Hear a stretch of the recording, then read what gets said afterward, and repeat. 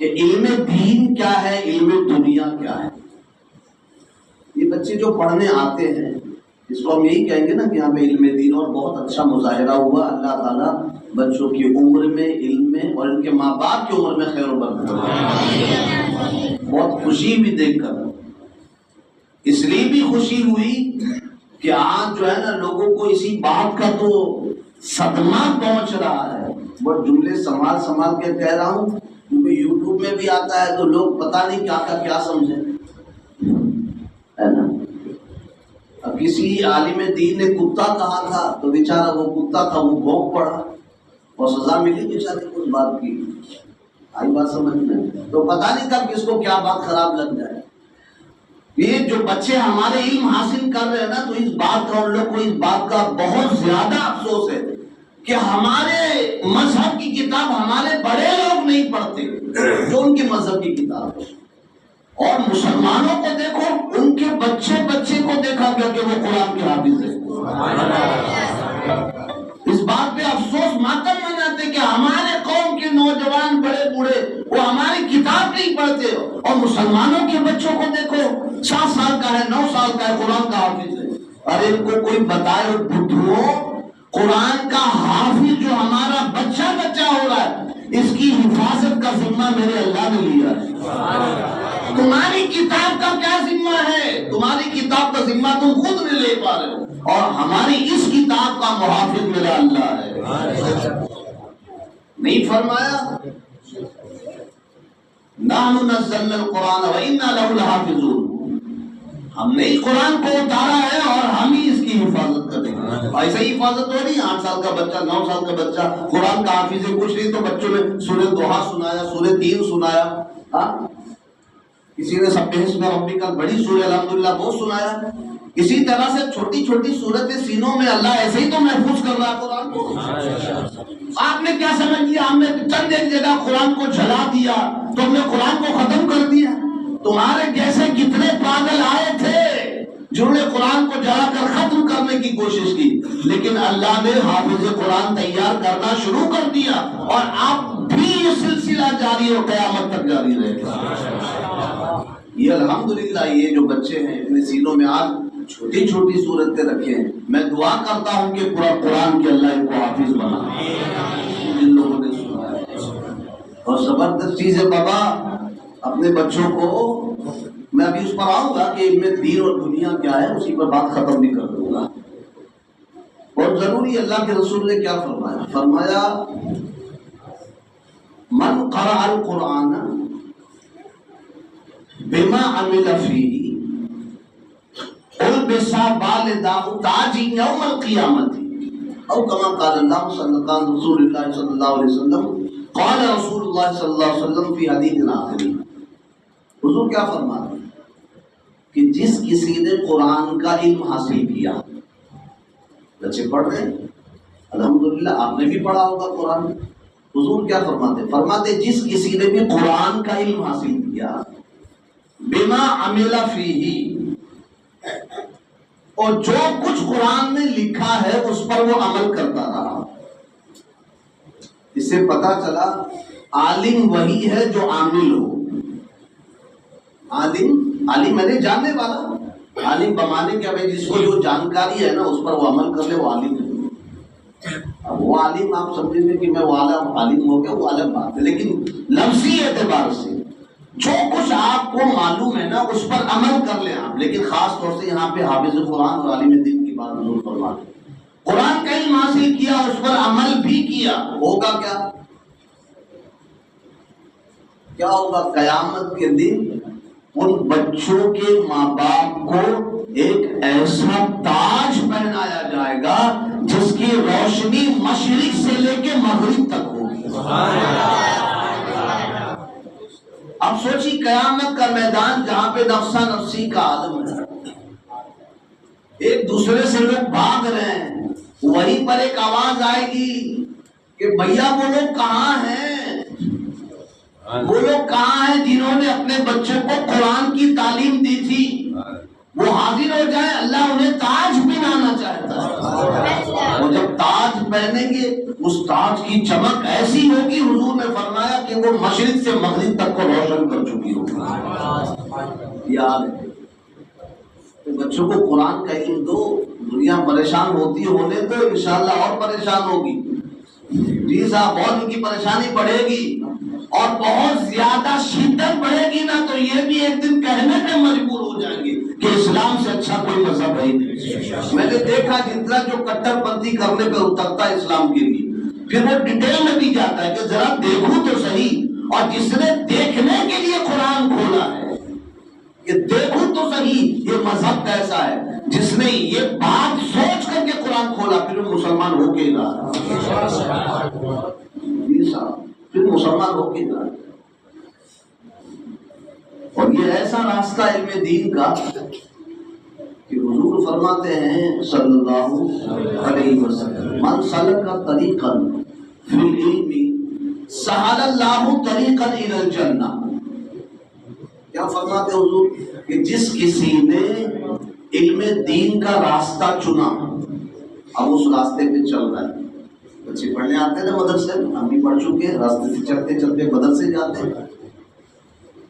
اب حضور کیا فرماتے ہیں کہ جس کسی نے علم دین کا راستہ چنا اور اس راستے پہ چل پڑا تو کیا ہوگا؟ سہل اللہ طریقا فی الجنہ الی الجنہ.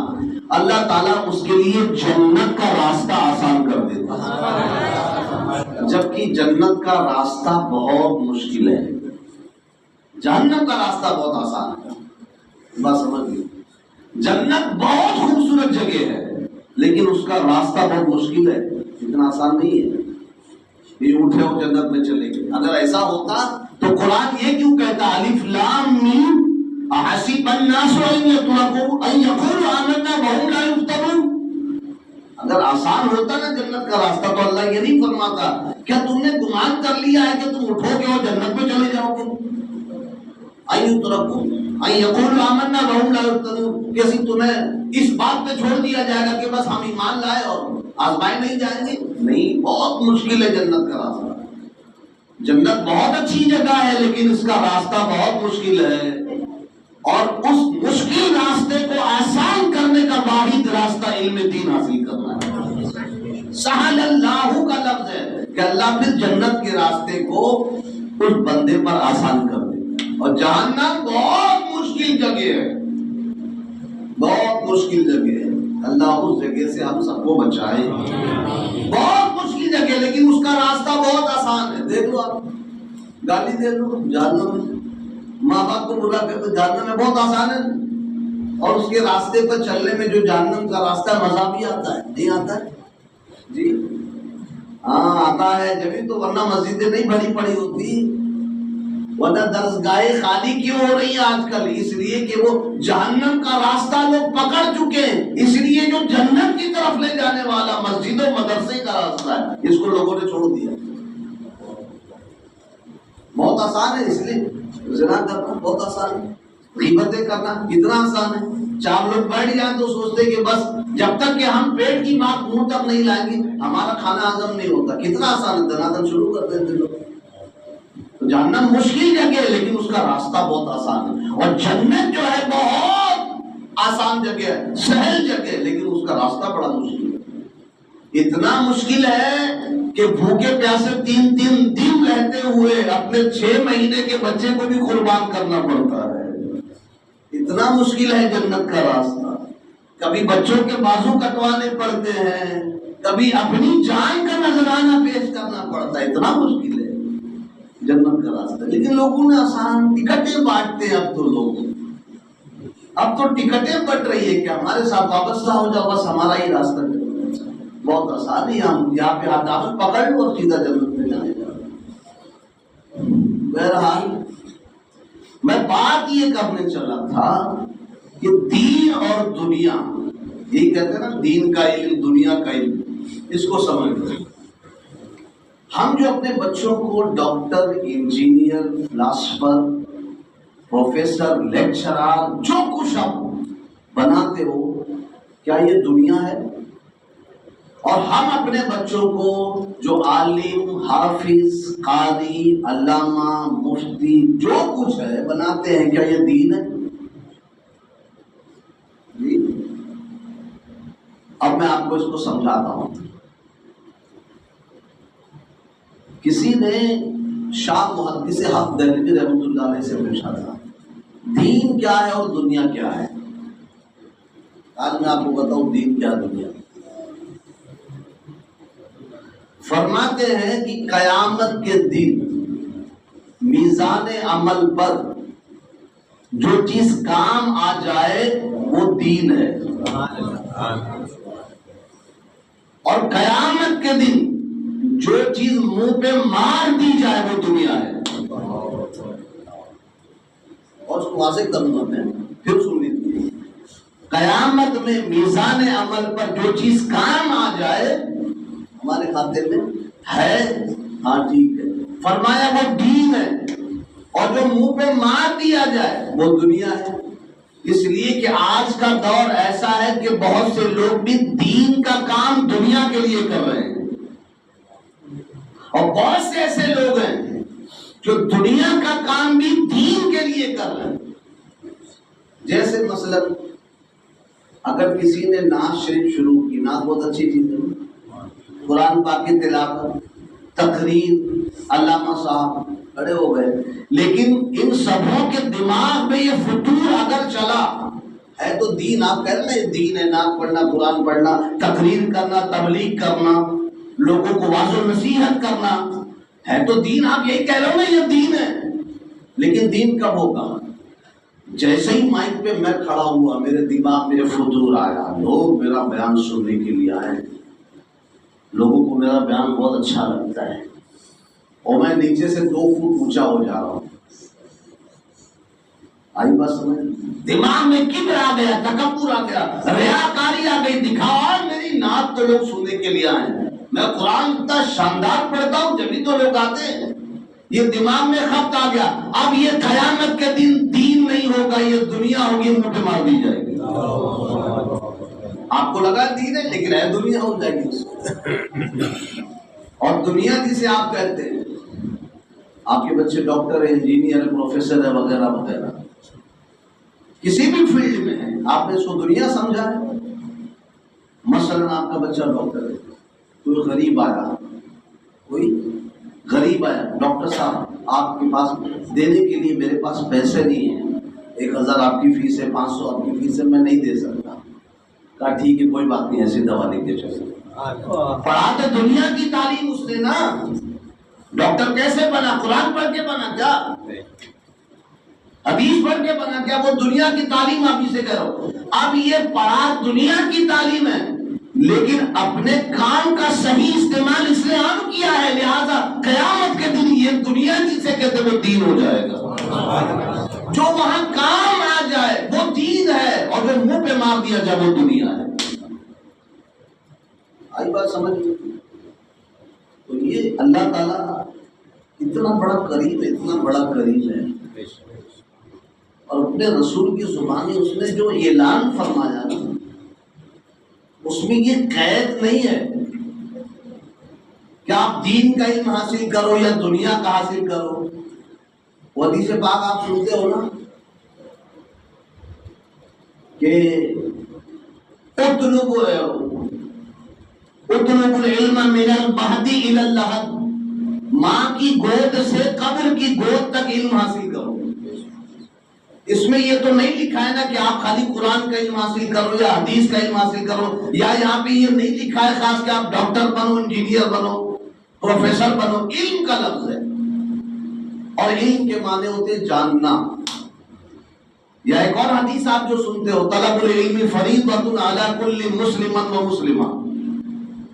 علم دین کے بارے میں خاص طور سے لوگ کہتے ہیں کہ علم دین کا حاصل کرنا ہر مسلمان مرد اور ان پہ فرض ہے.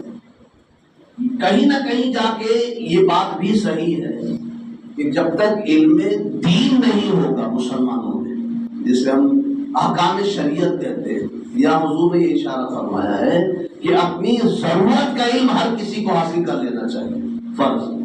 لیکن جہاں فرمایا گیا اطلبوا العلم من المہدی الی اللحد، ماں کی گود سے قبر کی گود تک علم حاصل کرو، تو کیا مطلب خالی آپ جو ہے وہ قرآن ہی پڑھتے رہو، قرآن کا علم حاصل کرو، علامہ بنو، فہام بنو، مفتی بنو، آپ ڈاکٹر مت بنو، پروفیسر مت بنو، لیکچرر مت بنو، نہیں، فرمایا علم وہ حاصل کرو کہ جو تمہیں وہاں کام آ جائے، جو تمہارے منہ پہ مار دیا جائے وہ علم ہرگز حاصل نہ کرو، پھر وہ چاہے یہاں کا ایک دنیاوی علم جسے آپ کہتے ہو یا وہاں کا۔ میں نے کہا نا کہ اگر وہاں کام آ گیا تو وہ دین ہے، اور کام نہیں آیا تو وہ دنیا ہے، مختصر یہی۔ اور علم دین جس کو آ جاتا ہے نا اس کی شان تو بہت بلند ہے۔ بچے ہمارے علم دین جس کو کہتے ہیں، آپ کی سمجھانے کے لیے کہہ رہا ہوں، اللہ کرے جو پڑھا ان لوگوں نے وہاں کام آ جائے، تبھی تو دین ہوگا نا۔ اتنا بلند ہے یہ، اتنا بلند ہے کہ حضرت سلیمان علیہ السلام، اب جو میں نے آج پڑھی اس کو تھوڑا سا سن لو آپ۔ حضرت سلیمان علیہ السلام کی بارگاہ میں جنات، انسان، ہر مخلوق حاضر رہتی تھی۔ آپ نے جب بلقیس کا تخت لانے کے لیے کہا کہ کون ہے جو بلقیس کا تخت میری بارگاہ میں لا کر حاضر کر دے، تو اس میں ایک جنات کھڑا ہوا،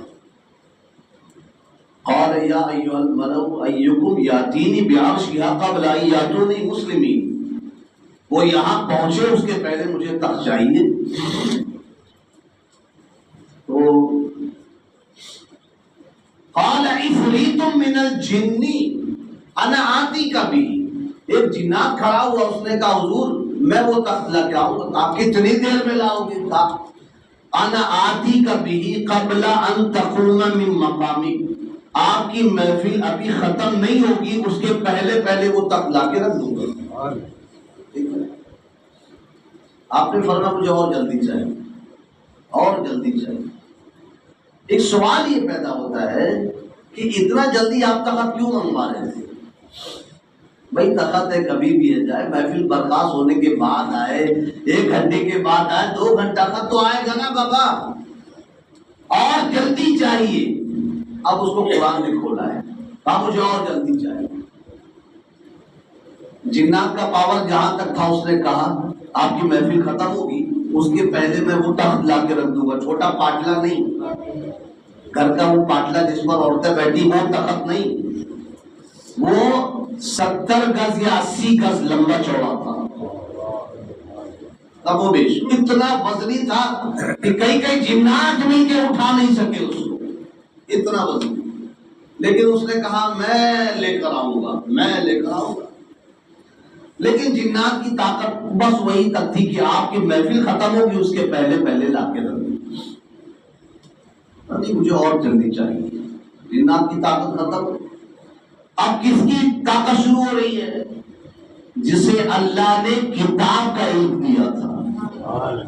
قال الذی عنده علم من الکتاب، ایک کھڑا ہوا انسان جس کا نام آصف ابن برخیہ رحمت اللہ تعالی علیہ، وہ جنات میں نہیں انسانوں میں سے تھے، کھڑے ہوئے حضور میں لے کر آؤں گا، آپ کتنی جلدی لاؤ گے؟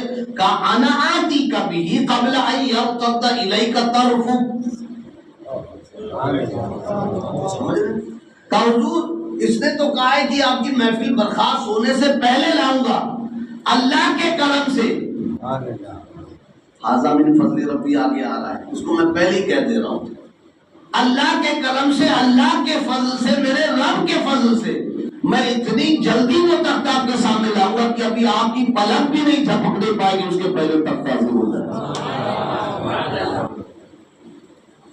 کس نے کہا؟ انسان نے، اور وہ انسان جس کے پاس علم من الکتاب، کون سی کتاب؟ وہ کتاب جو جناب سلیمان علیہ السلام پر نازل ہوئی تھی،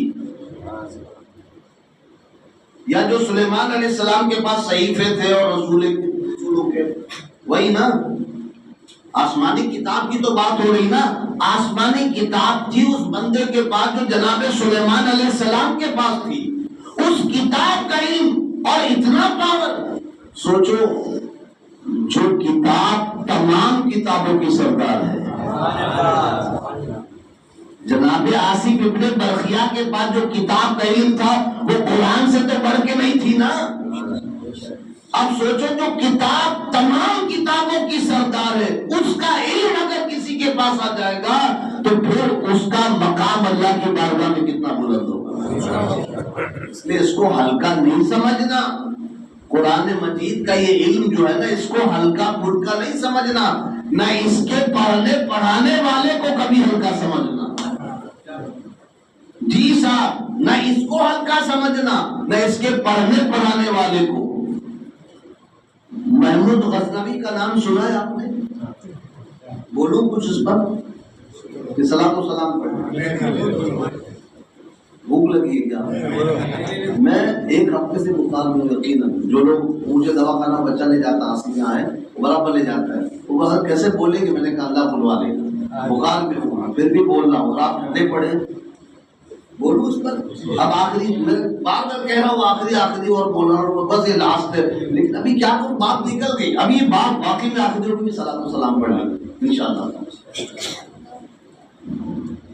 ہلکا نہیں سمجھنا اس کے پڑھانے والے کو نہ پڑھنے والے کو. محمود غزنوی کا نام سنا ہے آپ نے نا؟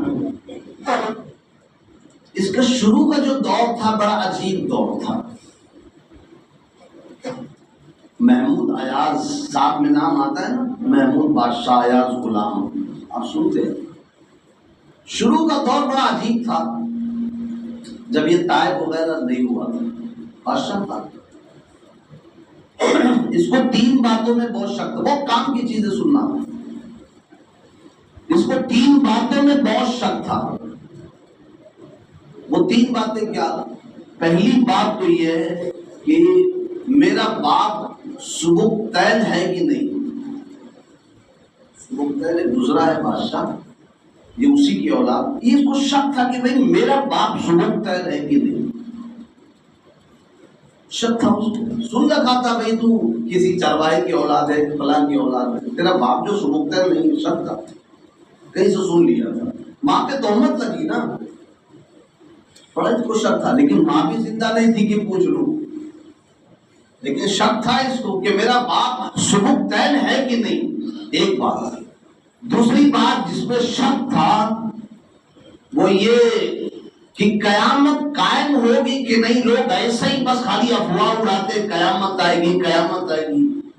پتہ نہیں قیامت ہوگی کہ نہیں. اس کو شک تھا. تیسری بات جس میں شک تھا وہ یہ کہ پتہ نہیں یہ اگر قیامت ہو بھی گئی تو یہ جو لوگ کہتے ہیں شفاعت ہوگی شفاعت کا دروازہ کھلے گا نبی شفاعت کریں گے اولیاء کریں گے شہداء اور حفاظ علماء حجاج کرام یہ سب جو شفاعت کرنے کی بات ہو رہی ہے.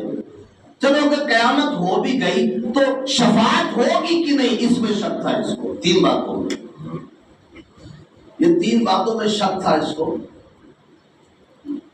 دن گزرتا چلا گیا. ایک رات ایسی آئی کہ کسی جگہ سے گزر رہا تھا.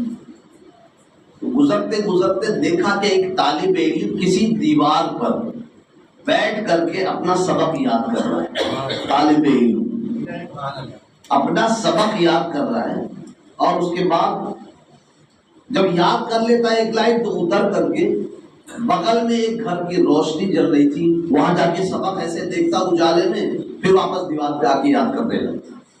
وہاں اندھیرا تھا نا دیوار پر لیکن یاد کر رہا تھا. پھر اترتا دیکھتا روشنی میں پھر واپس دیوار پہ. یہ محنت اس کی بھاگ دوڑ دیکھ رہا تھا جو علم کی راہ میں وہ کر رہا تھا. اس کو بڑا رحم آیا کہ بار بار بچہ ہے وہ اترتا ہے پھر روشنی میں جاتا ہے. اس کا مطلب یہ کہ روشنی اگر دے دیں گے اس کو دیوار پر تو آرام سے بیٹھ کے پڑھے گا. ٹھیک ہے. اس نے اب اس کے ساتھ جو کچھ نوکر چاکر جو چل رہے تھے شمع دان جو اٹھا کر چلتے تھے بادشاہ کے ساتھ. اب تو شادیوں میں جو لائٹ نہیں ہوتی سائڈ پہ بیٹھے دیکھے ہو گیا وہ دولہے کے اگل بغل ہوتی پہلے بادشاہوں کے ساتھ چلتی تھی. اب تو لائٹ بھی مصنوعی ہے نقلی لائٹ ہے. نقلی لوگ ہیں دنیا میں نقلی لائٹ بھی آتی. اصلی بہت کم ملے گا. اللہ ہمیں اصلی مسلمان بنائے. تو بادشاہ سلامت جو ہے نا محمود جو ہے وہ جا رہے تھے تو جو لائٹ لے کے چل رہے تھے بندے نا اس میں سے بادشاہ نے حکم دیا ایسا کرو ایک شمع دان اس بچے کو دیکھ کر آؤ. وہ جو علم کے لیے بھاگ دوڑ کر رہا ہے مجھے اچھا نہیں لگ رہا کہ بار بار اترے جائے. ایک کام کرو یہ لائٹ اس کو دے کر آؤ تاکہ وہ آرام سے پڑھ سکے. کوئی بہت بڑا کام تو نہیں تھا, اتنا ہی کام تھا, لائٹ دیا, وہ بچہ خوش ہو گیا, پڑھنے لگا. یہ چلا گیا بستر پر سویا لیکن قسمت جاگ گئی. قسمت جاگ گئی, حضور خواب میں تشریف لائے. اور اس کو جن 3 باتوں میں شک تھا نا, اس کی 3 باتوں کا جواب بھی دے دیا اور علم دین کی فضیلت بھی بتا دی. اس نے سمادھان دیا تھا نا. اور شک کن باتوں میں تھا؟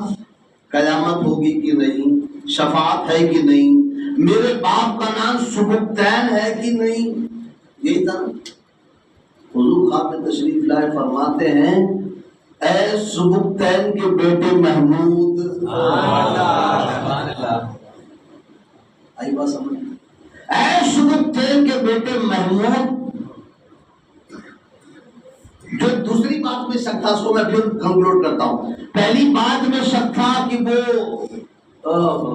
سبکتین کا بیٹا ہے کہ نہیں. دوسرا یہ کہ جو علماء کو لوگ کہتے ہیں کہ علماء نبی کے وارث ہیں کہ نہیں, اس بات میں شک تھا. یہ علماء نبی کے وارث ہیں کہ بس ایسے ہی لوگ ہوا اڑا دی کہ نبی کے وارث علماء ہوتے ہیں. اور تیسرا بھائی شفاعت ہے کہ نہیں, قیامت میں لوگ شفاعت کریں گے, شفاعت ہے کہ نہیں. یہ 3 باتیں آئی بس. تو آپ نے کیا فرمایا؟ فرمایا اے سبکتین کے بیٹے محمود, تو نے میرے ایک نائب کی, علماء نائب ہے کہ نہیں رسول کی, اس بات کا شک تھا. تو نے میرے نائب کی خدمت کی روشن دان دے کر کے, تو میں قیامت کے دن تیری شفاعت کروں گا. میں قیامت کے دن تیری 3 باتوں کا جواب بھی مل گیا اور علم دین حاصل کرنے والوں کے لیے فضیلت کا مرکز بھی بن گیا. تو علم دین سے اپنے بچوں کو آراستہ کریں. اچھا یہ بات یہاں پہ بھی سمجھ میں آ گئی اچھی طرح سے کہ جو لوگ علم دین برابر حاصل کرتے رہتے ہیں نا, یعنی حضور انہیں آج بھی مدینے سے دیکھ رہے ہیں. یہ اس واقعے سے ہمیں پتہ چلتا ہے. وہ روشن دان وہ شمع دے رہا ہے, دیوار پہ بیٹھ کے جو بچہ پڑھ رہا ہے اس کو گویا حضور مدینے میں دیکھ رہے, تو جبھی تو خواب میں آ کر بتایا گیا. سبکتین کہاں مدینہ, کتنا فاصلہ ہے. وہ بچہ منڈیر پہ پڑھ رہا ہے, حضور کی نگاہ اس کو دیکھ رہی تھی. ایسے ہی اگر کوئی ہمارا بچہ مدرسے میں آئے گا جائے گا, آئے گا جائے گا, حضور اس کو دیکھتے رہے گے. نہ صرف دیکھتے, حضور نے فرمایا اگر کوئی بچہ دین کی طلب کے لیے مدرسے کے لیے نکلا, فرشتے اس پر اپنا پر بچھاتے ہیں. یہ پروٹوکول دیا حضور نے, پر بچھاتے ہیں. اور کبھی ایسا ہو, اللہ کرے ہمارے بچوں کی عمر لمبی ہو, صحت و سلامتی کے ساتھ اللہ انہیں بہت لمبی عمر دے. کبھی ایسا ہو کہ علم دین حاصل کرنے کے لیے نکلا اور کسی حادثے کا شکار ہو گیا, یا اچانک طبی طبعی موت ہی آ گئی, لیکن علم دین حاصل کرنے کے لیے نکلا تھا, تو اللہ کے رسول نے کیا فرمایا؟ فرمایا کہ جب وہ قیامت میں اٹھایا جائے گا نا, تو شہیدوں کے ساتھ اٹھایا جائے گا, شہیدوں کے ساتھ یہ مقام ہوگا. لہذا اپنے بچوں کو جہاں اور علم سے آراستہ کرتے ہو, اللہ کرے اس علم سے بھی آپ آراستہ کرو اور محفل غوثیہ میں بھیجنے کی کوشش کرو. اور سنی صحیح العقیدہ سے آپ پڑھائیے, بد عقیدہ سے آپ علم دین لوگے, آپ کا وہ علم کسی کام کا نہیں. کیوں؟ اس لیے کہ جس علم میں ادب نہیں ہوگا وہ علم منہ پہ مار دیا جائے. آئی بات سمجھ میں؟ ارے یار وہاں اچھی پڑھائی ہوتی ہے, ایسا پڑھاتے ہیں, یہاں کیا کام اچھی پڑھائی ہوتی ہے؟ الحمدللہ.